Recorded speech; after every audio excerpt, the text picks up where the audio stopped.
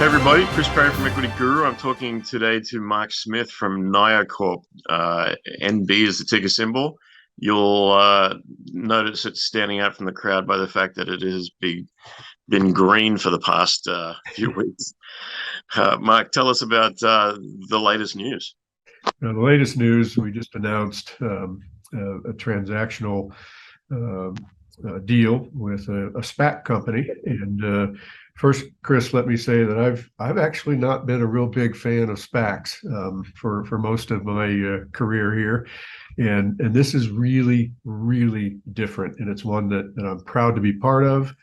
Happy to have negotiated it as well as we did on behalf of our shareholders. But we have something really different here. And if you don't mind, I'd like to just point out some of those differences. One is, we are acquiring the SPAC, whereas in every other SPAC deal that I'm aware of, the SPAC is acquiring another company. So that's kind of first and foremost, we're acquiring them. So it's really a financial engineering exercise if you think about it from that standpoint. Second, normally SPACs are publicly traded companies that try to acquire privately held companies. We don't have that here. We have a publicly traded SPAC and a publicly traded NioCorp. We're both subject to the jurisdiction of the SEC, so we don't have these unknowns. All the valuations that are being used for this deal are well within market norms. We don't have these outrageous valuations that are being placed like they can be on privately held companies. It causes the stock price to start out very high and it has nowhere else to go but down. We're starting with very, very reasonable market norm valuations. And then ultimately, NioCorp ends up getting to have a NASDAQ listing here. And we're going to be dual listed, TSX and NASDAQ. We've enjoyed our time on the TSX without question. It's a very good exchange, but the access to capital on the NASDAQ is going to be superior. So we're happy with that. Then the last item that I was just talking about a moment ago, and I think it's important, NioCorp is almost all held by retail shareholders. GX2, the company we're acquiring, is almost entirely held by institutional. So at the end of the day, we end up with a great mix of retail and institutional, which is what every CEO hopes for when they have a publicly traded company. So I'm thrilled about this blend that we're going to end up with. And there's a lump of cash in that SPAC, is there not? There is a lot of cash. I mean, typically a SPAC goes out and does an IPO and they'll issue 30 million shares at $10 a piece and they'll have $300 million in the trust account. That's exactly what GX2 did. So there's upwards of $300 million available in that trust account. We anticipate fees and expenses, to make this transaction happen. There could be upwards of $285 million at our disposal if this goes well. Yeah, correct me if I'm wrong. From memory, NioCorp is a $300 million market cap as it stands. Is that correct? That's so you're adding almost your market cap again in terms of cash. That's correct. That's a great position for any company to be in, especially in this market where raising money is a bit problematic. This is a game-changing deal. It's transformational, Chris. There's just no question about it. And then in addition to the SPAC transaction that we're undertaking, we've also lined up two different financings from an institutional fund called Yorkville, where it'll be a $16 million convertible debt and a $65 million standby equity sale agreement. So it's another $81 million available to the company. And that is a large part of the cash financing that we'll need, and then we'll couple the rest up with debt. So you're really the masters of your own destiny now. You're a lot of times a company at your position, there's like the big question is, will they be able to raise the many hundreds of millions of dollars to get the mine moving? You just managed to pull the rug out from all those that would question you. Well, and they rightly ask the questions. It's taken us a while to get here, but sometimes when you're patient enough, you find the right deal with the right people. And I really like the management team and the board at GX2 as well. They have a lot of the same values of trust, honesty, integrity that we do at NioCorp. It's a really good blend of the two teams. At the end of the day, NioCorp will be running NioCorp. We're going to add 2 more people to our board, but NioCorp will have 7 of the 9 positions on the board. So this is really still NioCorp at the end of the day. And I think that's another kind of interesting point with this SPAC deal. It's a little bit different than most. Sure. You mentioned trust and integrity in relation to the SPAC. That's not something that two words that generally come into contact with SPACs very often. How did I couldn't agree more. how did this These deal folks are really actually good. how did this deal They've actually come done. about? Like, what was the origin story of you guys getting together? It was a group that had done. They probably looked at a dozen or so possible acquisitions, and they didn't find anything they liked. Through some connections, we got introduced to each other. We started to talk to each other a little bit, feel each other out. Then we got a lot more serious. We made a whole presentation on NioCorp and what we are and what the minerals are and what this means to, the world right now with renewables and electric vehicles and everything else. They got very interested. They had actually tried to do the MP Materials SPAC when it first came out, so they're very familiar with the space and the use of these minerals. They got comfortable very quick and decided to go headlong into this, and I'm glad they did because again, they're good people. They're providing access to capital markets that we haven't had through our contacts. So it just opens up the world more. That's what I like. Yeah, for sure. So, assuming that everything goes to plan, there's obviously a lot of due diligence to do and steps to take to secure everything. But once that cash is in your pocket, what's the next steps? That's a great question because we get pretty excited about those next steps.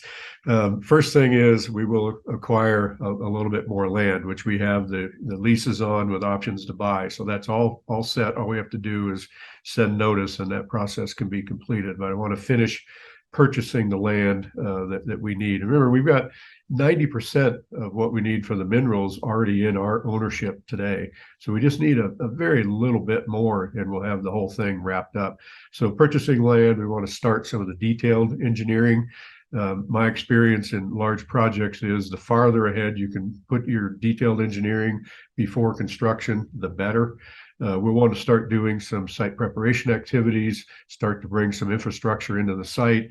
Those are all things that can save us money as well. If we can bring the electrical grid lines into the site and not have to run generators on an interim basis, it's unbelievable the amount of capital that we can save by doing those things. So just trying to be smart and get ready then to put the full debt package into place so we can do the full-blown construction. Remember, we have, I know I sound a little bit like a salesperson here, Chris, but I am the CEO. So remember, we have all the permits in hand to start construction. So it really is just a matter of having enough cash in the bank to get that process going. We've got all the permits we need to start. So there's no dark horse of the apocalypse waiting around the corner. There's no thing that we still have to get done in order to make it doable. Everything is just basically about allocating cash. That's correct. Now, the one thing that we still have in the works with our feasibility study that we have right now, we're going to be producing niobium, scandium, and titanium, but we do have the technical work underway, and we're running a demonstration plant as we speak right now to determine the economic viability and the metallurgy for recovering rare earths. Our decades of experience in rare earths, the bench testing we've done to date, gives us a large degree of confidence, but we do want to bring that technical work up to the NI 43-101 feasibility study level. That should be done hopefully in the next couple of months. And then we can add rare earths to the mix in terms of economics and sales. And we're pretty excited about that because every automobile company is looking to build 10, 15, 20-year supply chains for things like rare earths because they're all going to be making EVs. So we're excited about that too. So I've probably represented 200 or 300 resource companies in my time, and yours is the first company where I get people sending me direct messages with photos saying, I drove past the property and there's a bulldozer working. Something's happening. What's happening? Like, there is a rabid enthusiasm about NioCorp out there right now that I haven't seen very often. And I think I put a lot of that down to the fact that everything you guys have said along the way has been backed up by actions. Everything you wanted to achieve, you've achieved, every milestone you wanted to hit, you've hit, and then some that you never talked about. That's what we like to do, Chris, and that's just how we like to do business. But I also want to compliment our shareholders, because it is a committed group of people. And if you think you're getting a lot of emails and phone calls, you should see what Jim Sims and I are Right. getting. And we actually encourage it, and we like it because we want their feedback. I think we have delivered, and it might take a little bit longer sometimes to make those deliveries, but we're doing what we say we're going to do. And I think that's just such a good business principle. Just do what you say you're going to do. The traditional way of being a mining operator has been to pull things out of the ground and then sell them on to the market. I see more and more companies talking about end users being more involved in the process of even developing a mine, rather than just taking off takes. Like, do you have a hit list of large end user companies that you've either talked to or will be talking to try and take out the middleman a little bit? There is an absolute yes there. And the only thing I would add is that a lot of those companies are contacting us. This has been a huge change. I mean, most of my career, the automobile guys and the steel guys, they are hands off, arm's length away from miners like us, and they would never put strategic investments into the ground. That's changed. I mean, the last 9 months, we're seeing the GMs and the Fords, the automobile companies, Volkswagens of the world, that are making investments in projects that aren't even at the PEA level yet. I mean, they are scrambling to make sure that they have the procurement programs in place to make the EVs that they're all saying they're going to make. And that's not going to be an easy task. Yeah, well, it's certainly a lot of those metals coming from places where, you either have guys with AK-47s at the gate, or governments that aren't necessarily friendly. You're more than just a mine at this point. You're a strategic necessity. Well, the other thing that we take great pride in is the environmental standards that we adhere to. Not just what's required in the U.S., but doing the right thing along the way. And people that buy our products can rest assured that the ESG principles that we have are sound. They're going to be the best that we can come up with, because we think about the whole life cycle, not just today's issues. I want my children's children's children to enjoy what this mine can produce, and I think they can. There's a lot of people that still look at modern mining and say, well, it's detrimental to the environment, et cetera, et cetera. Like, can you go into a little detail about what measures you actually take to offset the need to move soil? Yeah, and there's a lot of things that go with that, right? I mean, number one, if you take a look at where the mining industry is going very rapidly right now, is electrification of all of the equipment that's used to move the soil. Well, just think of what that does for the environment. That's tremendous. So we're looking at all those things as well. We're not going to have tailings basins out there full of water and solids. We're dry stack, piling up our tailings, and to a large extent, most of the tailings go right back into the underground to provide a very geotechnically competent backfill at the end of the day. We'll have zero processed water discharge. I mean, we're not going to use water and just get rid of it. We're going to take the water in, we're going to recycle it, clean it up, and just make sure that we are conserving water in the area. And in this part of Nebraska, water is a very serious resource. So we get that. We respect the local people, and now they know we respect them. So we're going to use ground freezing in the area to put the shaft into, so that we don't have to sit there and pump water out all day long. What a horrible waste of a resource. So we're going to freeze it and make sure that what groundwater flow does occur flows around that ice block. So we've got things like that we're pretty proud of. We've designed our surface facility so that we do not impact any navigable waters, and that's a very broad definition in the United States. So we don't need an Army Corps of Engineer permit, because we're not impacting any navigable waters of the United States. Those are things that we do because it comes very naturally to us. Scott Honan, our COO, and myself really grew up in the environmental health and safety arena. That's where we started our careers. So all of this comes just second nature to us. We believe in it. We think it's the right thing to do. We have adopted the Equator principles as a standardized method for us to have an auditable, systematic program. But it's really just writing down what we do as second nature anyway.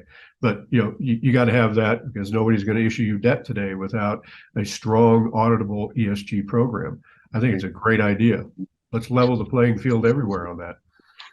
It's certainly something that a lot of other companies that have been around for a while are struggling to be dragged towards. Yeah. But I appreciate the fact that, as someone with kids, that both we need to drag oars out of the ground, and if we're going to move towards green power, etc. But then it's got to be done the right way. It's definitely going to hit your bottom line to do things the right way, but the amount that it will affect is really negligible compared to what's out the other end.